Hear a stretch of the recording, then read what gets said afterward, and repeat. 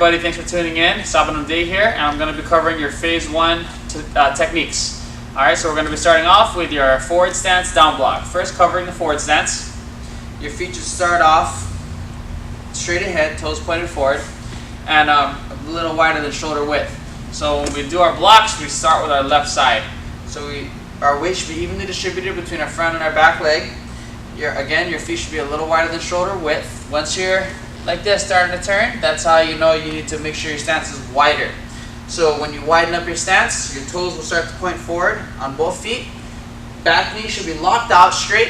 Front knee should be bent enough, just enough to where you can't see your toes over your knees. So this here is your forward stance, okay? So we're going to execute the down block. We chamber up nice and high right here by our shoulder.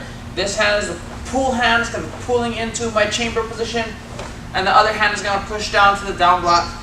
Right above and inside our thigh. I shouldn't be coming outside here. I should be looking straight ahead like this. So as I step, I begin to chamber, step into another forward stance, execute the down block. Chamber tight, pinky on the side.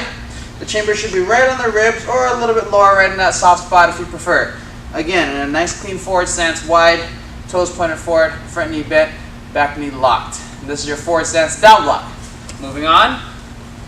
We'll go over our forward stance rising block. So again, we start in our ready position, step into our forward stance. This chamber should be down low. Our chamber hand should always be on the our hand executing the block should be inside the chamber. Okay, so that means the hand that's going to yank back the chamber position is on the outside. Not like this, but like this. So we're here, we come into our rising block, chamber on your side, and a good point to remember is your fist needs to be above your nose. Alright, so that's your forward stance rising block, chamber at the side, execute the rising block from there. Next one, we're going to cover your L stance knife hand guarding block. So we'll go ahead and go over the L stance first. We step with our left leg first since this is a block. So the reason it's called the L stance is because it's shaped like the letter L. Your lead foot should be pointed forward, your rear foot should be pointed to the side. When you bring your feet together, it should be in the shape of an L here. So we want to slide this out. About 70% of our weight is on our back leg, and the other 30% up on the front leg. Okay? Both legs, however, should be bent. So we're going to execute the knife hand guarding block now. We're here. We reach behind us. This is where the chamber where we generate our power. And we're going to throw our arms forward. Your hand should be facing outward slightly. It doesn't have to be all the way, but little angle is okay. The point of the block is right here on the side for your knife hand, okay? So we're here, and the opposite hand is guarding your solar plexus here. Okay, so again, you start by reaching into your chamber, step into your L stance, executing the block. Your fingertips should be just below your eye level. And that's your L stance knife hand guarding block. Our next one we're going to go over is your L stance inner forearm block. So we step again to our L stance, we chamber here.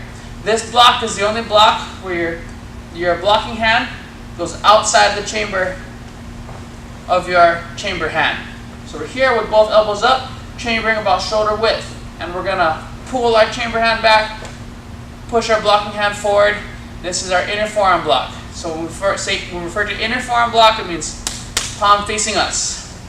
Again, below the eye level, we start the chamber here, and we go into our inner forearm block. So that's your L stance inner forearm block.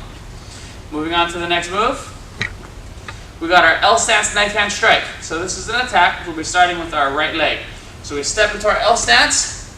We chamber high with our striking hand on the inside of our chamber hand. Notice how my chamber hand is palm down. That's so I can get the twist as I pull it back. There's always a twist, even with my striking hand. So I don't want to start here. I want to start here with my palm facing me so I can get that last twist at the last second. So we come here and knife hand strike. Next one, we'll go into an L stance twin forearm block. So I step into my L stance. Next clean L stance sitting here. Our chamber goes on our back hip, or you can sag your hands behind you, throw your hands forward. So if we got the view from the side here, this hand is a rising block lined up with our nose above our head. This hand is your outer forearm block, so our palm facing out. So we're from here to here. There shouldn't be like a rainbow. That's a common mistake. we want to shoot our hand straight from this position right into our blocking position. And that's your L stance twin forearm block. Moving on.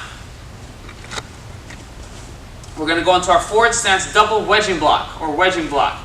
So we're going to step into our forward stance, nice and clean forward stance. Before we execute any blocks, we're going to make sure we first stand in a nice stance. So we're going to chamber with our elbows up, palms facing in. Again, there should always be a twist. That's the reason the palms are facing inward. So we're here to here. This is our wedging block. It's like a double outer forearm block. Shouldn't be passing your shoulders. This block should stop right here, shoulder width apart. So again, we chamber here, palms facing us, and we throw our wedging block out. Make sure you're not below 90 degrees. You should be past 90 degrees with your blocking arms. And we return back into our ready position. Next technique is your forward stance outer forearm block. Very similar to the wedging block. So we step into our forward stance, we chamber on the side, and you notice how I twist my body a little bit. Again, blocking hand inside, the opposite hand where we pull back to the chamber. So we're here to here. Again, this doesn't pass my shoulder. Everything in a forward stance should be straight ahead. So we want this right in front of us, below eye level, opposite hand, chambered here on your side. So again, here, notice how my hands are going to twist right into your outer forearm block. That's forward stance, outer forearm block. All right, moving on. We're going to go into our forward stance, down block, rising block combination. So I step into my forward stance as I'm chambering high on my shoulder for my down block. Execute my down block, I re-chamber here on the side, and I go with my rising block on the same hand, okay? So as I step, I go down block, re-chamber, rising block, and that's your forward stance, down block, rising block combination. Moving on, we're going to go into our forward stance, outer forearm block, and reverse punch. So we step forward, forward stance, chamber at the side, outer forearm block like we covered earlier. Now, we're going to extend this arm so we can get a full pulling motion for the push and pull, and we're going to snap our reverse punch out. Right to the center of our chest, our punch should land. Shouldn't be straight, right to the center. So again, we go outer forearm block, punch. Outer forearm block, reverse punch, that is. Moving on into our forward stance, lunge punch. So this is an attack, so we'll be stepping forward with the right leg. As I step, I want to reach with my opposite hand. So I get that pulling motion. Remember, there's always a push and a pull. That's going to help us with our power. So as I step, I should be coming here. I step into my forward stance, and I push and pull. So I got my lunge punch, forward stance, lunge punch, and my chamber pulls back at the same time as though I'm elbowing somebody behind me. So as I step, I land the punch and the chamber simultaneously. Moving on, we're going to go into a forward stance, reverse punch. So I step, same thing as a lunge punch.